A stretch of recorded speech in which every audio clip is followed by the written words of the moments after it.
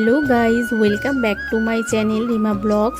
তো আজকে আমরা সবাই মিলে ঘুরতে যাচ্ছি গ্রামের বাড়িতে, তাও আবার আমার বম্মার বাপের বাড়ি।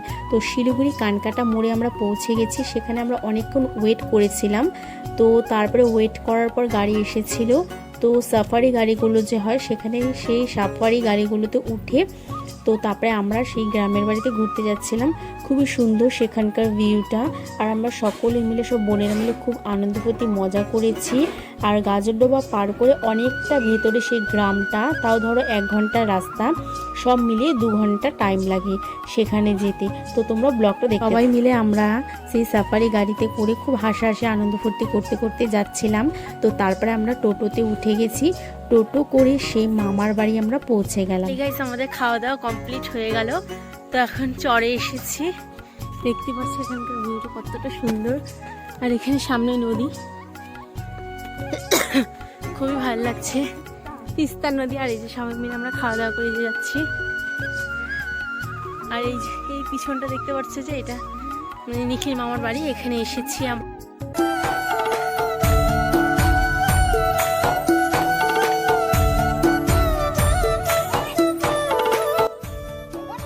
গ্রাম এগুলো কি সুন্দর।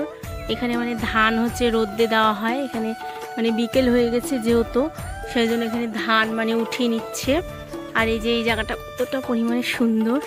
এখন আমরা যাচ্ছি হচ্ছে মানে বুড়ি মাসির বাড়ি, মানে একটা মাসির বাড়ি আছে, ওখানে যাচ্ছি।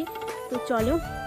আর একটা জিনিস, আমরা যখন ছোট ছিলাম, এই ক্রান্তি যখন আসতাম, তখন আমরা এই যে ভ্যানগুলো করে আর একজনের বাড়িতে, এই যে এখানে বুড়ি মাসির বাড়ি, এখানে আমার কত ছাগল সব খেলছে।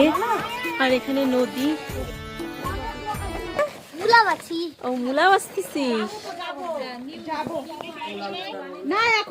এখানে লাফা শাক না এগুলা? আর এগুলা হচ্ছে, না না এইটা লাফা, এটা বথুয়া। আরে ব্লগ।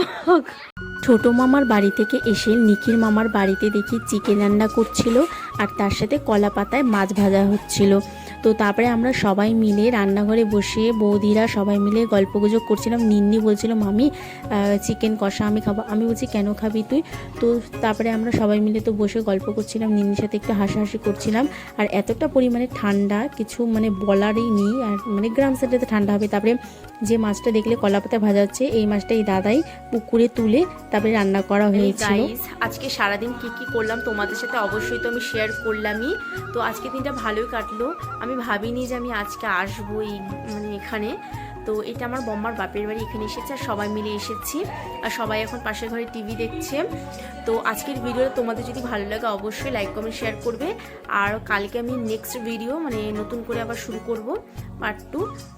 তো অবশ্যই লাইক কমেন্ট শেয়ার সাবস্ক্রাইব করবে। তারা